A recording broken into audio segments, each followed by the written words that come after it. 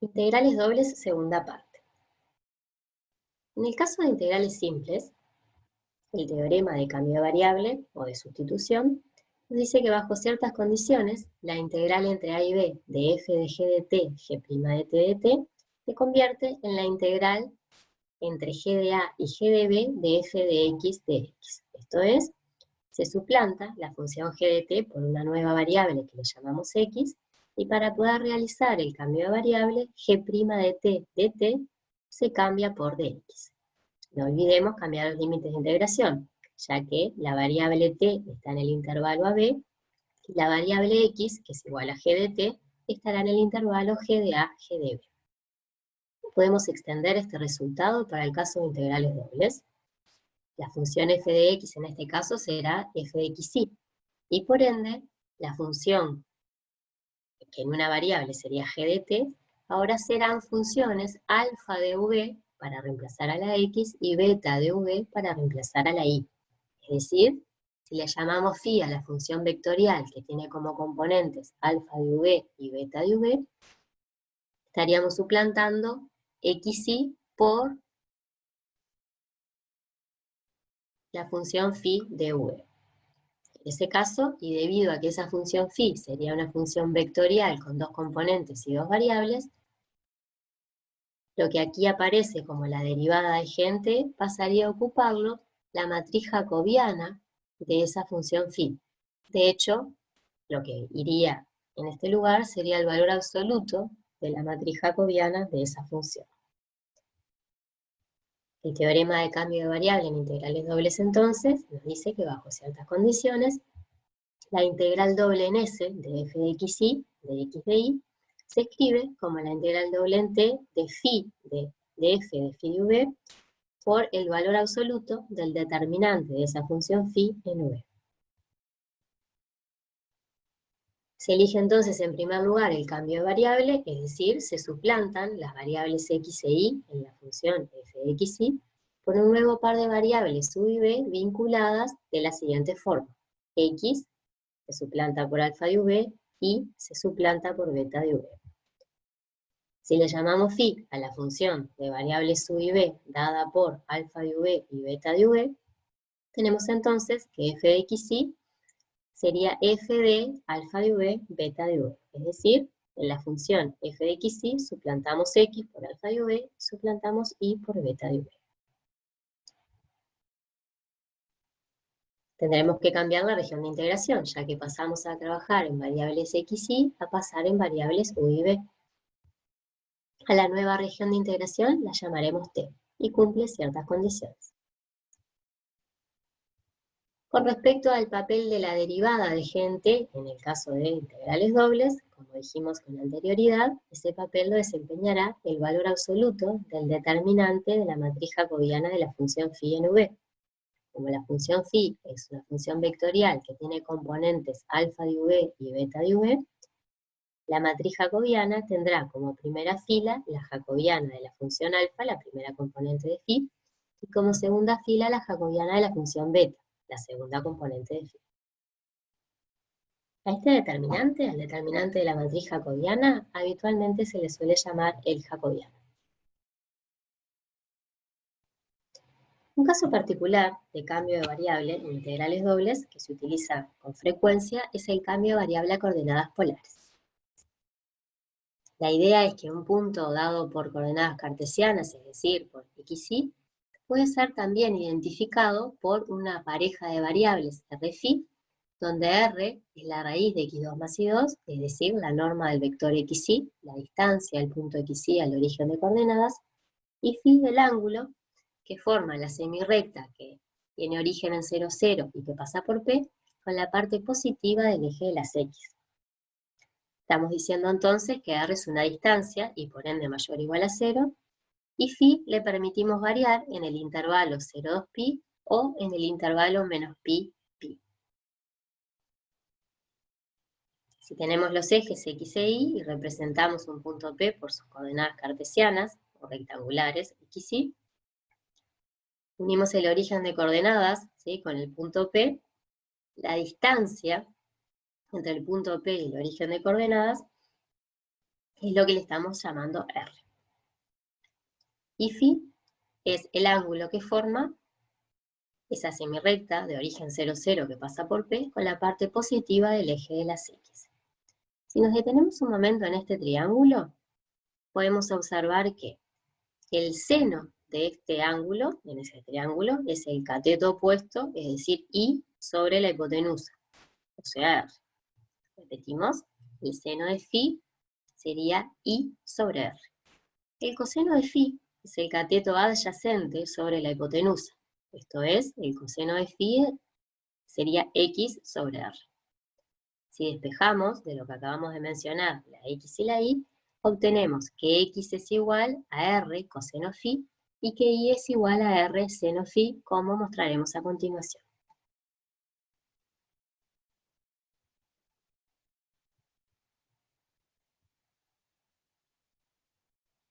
En resumen, en el caso de coordenadas polares, la función alfa de R phi es igual a R coseno de phi, y es por lo que se suplanta la X, y la función beta de R phi es R seno phi, y es por lo que suplantamos la Y.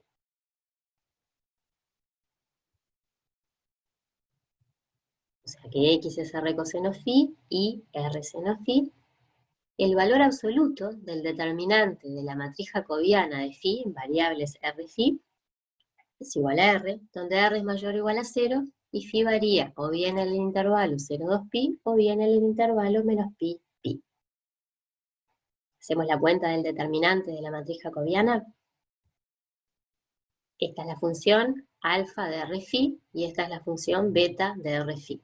La primera fila de la matriz jacobiana, ¿sí?, de la función vectorial, es la jacobiana de la primera componente, es decir, las derivadas parciales de la función alfa de R phi respecto de R y respecto de phi. Si derivo la expresión que se está marcando respecto de R, queda coseno phi. Y si derivo la expresión que se está marcando respecto de phi, queda menos R seno phi. Esa será la primera fila de la matriz jacobiana. La segunda fila se obtiene haciendo las derivadas parciales de la función beta de R phi respecto de R y respecto de phi. Hacemos el determinante de esta matriz cuadrada de 2 por 2, que se obtiene multiplicando los elementos ubicados en los lugares 1, 1 y 2, 2, por menos los elementos, el producto de los elementos ubicados en los lugares 1, 2 y 2, 1. Es decir, coseno por coseno y por R, R coseno cuadrado, menos R por seno y por seno. Esto es R por coseno cuadrado más R por seno cuadrado. Si sacamos R de factor común, nos queda R por coseno cuadrado phi más seno cuadrado phi, que vale 1, por lo que el resultado es valor absoluto de R, debido a que R es mayor o igual a 0, el resultado es R. Es decir, el jacobiano, para el caso del cambio de variable de coordenadas polares, es R. En resumen, la integral doble en S de f de xy de x de y, mediante un cambio de variables polares, queda expresada como la integral doble en t de f en r coseno phi, r seno phi por r, que es el jacobiano, de r de phi. Veamos un ejemplo. Tenemos la función f de xy y el conjunto S. Observemos que el conjunto S es una bola cerrada, de centro en el origen y radio A. A es un número real positivo, y queremos calcular la integral doble en S de f de xy. Si quisiéramos calcular esta integral, así como está en coordenadas cartesianas, sería un problema mucho más complicado que en coordenadas polares. Pasamos entonces a trabajar con coordenadas polares. En un primer paso, elegimos el cambio de variable, es decir, planteamos en x igual r coseno phi, y igual r seno phi, r mayor o igual a 0, phi varía entre 0 y pi sobre 2, o entre menos pi y pi, y el jacobiano, es decir, el valor absoluto del determinante de la matriz jacobiana de la función phi, es R. Buscamos la nueva región de integración T en variables R phi. Para ello, dibujamos el conjunto S, es decir, la bola cerrada del centro del origen y radio A, y vamos a determinar cómo quedarían las nuevas variables, cómo quedaría la nueva región de integración con las nuevas variables. Para ello trazamos una semirrecta que parte del origen de coordenadas, pasa por el conjunto, y vemos qué sucede para cada uno de los puntos que están ubicados sobre esta línea. Tomemos, por ejemplo, este punto, que está marcado con el cursor. Para ese punto, R, o sea, la distancia del origen de coordenadas, es un número que está entre 0 y A. Y el ángulo que forma esa semirrecta en color rosado con la parte positiva del eje de las X es un valor que está entre 0 y, por ejemplo, en este caso, podríamos decir pi sobre 2. Tomemos otra semirrecta que parte del origen de coordenadas, tomamos un punto cualquiera sobre esa semirrecta y observamos nuevamente que la distancia de un punto cualquiera al origen de coordenadas es un número entre 0 y A, y el ángulo que forma esa semirrecta con la parte positiva del eje de las X es un número entre 0 y, por ejemplo, pi sobre 2. Ahora, si tomamos esta otra semirrecta, si bien para R seguimos estando entre 0 y A, ahora el ángulo podríamos decir que está entre 0 y pi. Y así con todas las demás. En definitiva, para cualquier punto que está en el conjunto S, la distancia al origen de coordenadas es un número que está entre 0 y A. Y el ángulo que forma esa semirrecta que parte en el origen de coordenadas con la parte positiva del eje de las X va a ser siempre un valor que está entre 0 y 2pi.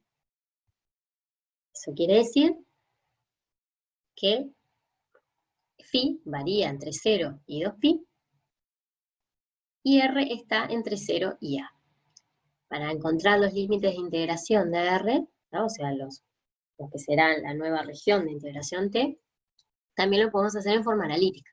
Partimos de la desigualdad que nos da el conjunto S, x2 más y2 menor o igual que a cuadrado, suplantamos x e y por lo que corresponden en coordenadas polares, esto es, cambio la x por r coseno phi, cambio la y por r seno phi y hago la cuenta, y se llega a esta desigualdad, r cuadrado menor o igual que a cuadrado. Como R es un número mayor o igual a 0, porque es la distancia de un punto al origen de coordenadas, se deduce que R está entre 0 y A. En cualquier caso, lo que acabamos de ver es que el círculo de centro en el origen y radio A, en coordenadas cartesianas, se transforma en el rectángulo 0A por 0, 2pi en coordenadas polares.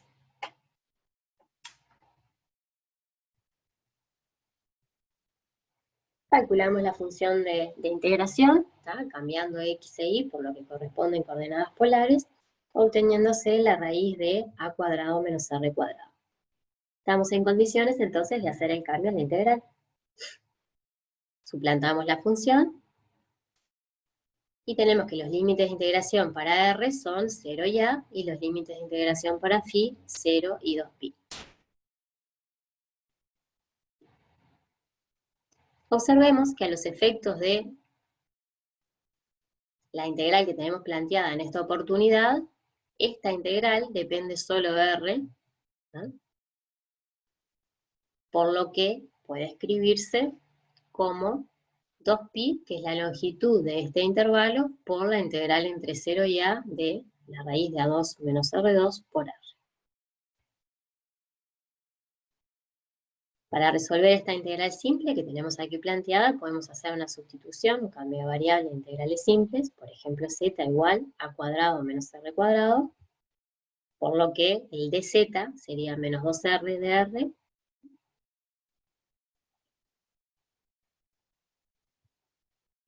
se lleva a cabo el cambio de variable. Recordemos que si queremos cambiar el signo de una integral, cambia los límites de integración de lugar. O sea, menos la integral entre a cuadrado y 0 se puede escribir como la integral entre 0 y a cuadrado. Y volvemos a la integral que teníamos en desarrollo, obteniéndose finalmente, luego de operar, 2pi sobre 3 por a al cubo.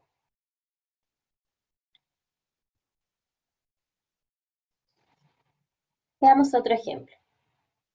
Nuevamente podemos observar que resolver este ejercicio utilizando coordenadas cartesianas, en cuanto a encontrar primitivas y demás, no parece sencillo. Sin embargo, es muy fácil de resolver en coordenadas polares.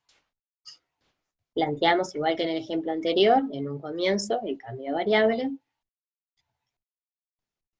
Calculamos la región de integración en coordenadas polares. Si hacemos la cuenta de x cuadrado más y al cuadrado, el resultado siempre es r cuadrado, por lo que la nueva función de integración sería 1 sobre r cuadrado a la 3 raíz cuadrada, es decir, 1 sobre r cubo.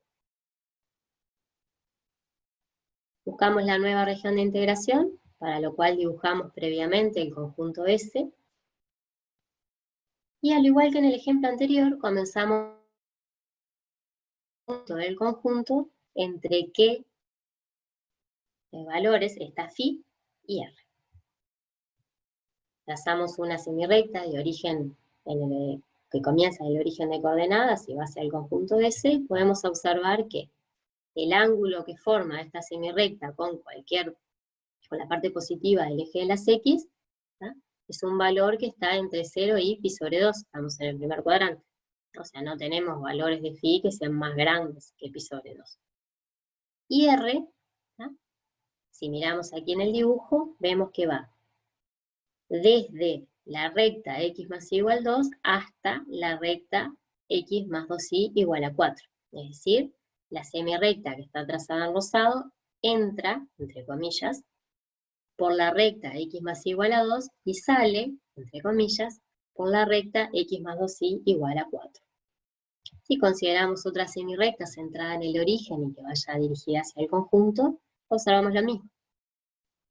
¿Sí? La semirrecta toca el conjunto por primera vez en la recta x más y igual 2 y toca el conjunto por última vez en la recta x más 2y igual a 4. ¿No? Esto significa que para todos los puntos del conjunto, el ángulo que forman esas semirrectas marcadas en rosado en el dibujo con la parte positiva del eje de las X es un valor entre 0 y pi sobre 2. Mientras que R debe determinarse a partir de las ecuaciones de las rectas x más igual 2 y x más 2y igual a 4.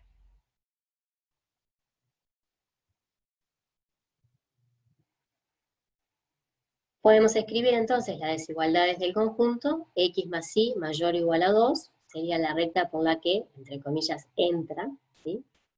La semirrecta de origen que comienza en el origen de coordenadas y pasa por el conjunto. Suplantamos x e y por lo que corresponde. Sacamos r de factor común, obteniéndose r por coseno phi más seno phi. Y luego la desigualdad r mayor o igual que 2 sobre coseno phi más seno phi. Tomamos la otra desigualdad, realizamos cuentas similares, obteniendo entonces que los límites de integración para r serán este, el límite inferior de integración, y este, el límite superior de integración. Planteamos la nueva integral. F de x y se convierte en coordenadas polares en 1 sobre r cubo. Multiplicamos por r, que es el jacobiano, de r de phi. Colocamos los límites de integración para la variable phi y para la variable r. Observemos que acá tenemos 1 sobre r cubo por r, es decir, 1 sobre r cuadrado, y procedemos a la integral. Una primitiva de 1 sobre r cuadrado respecto de r es menos 1 sobre r, que evaluamos entre los límites de integración de r según la regla de Barrow. Operando se obtiene la integral entre 0 y pi sobre 2 de coseno phi sobre 4.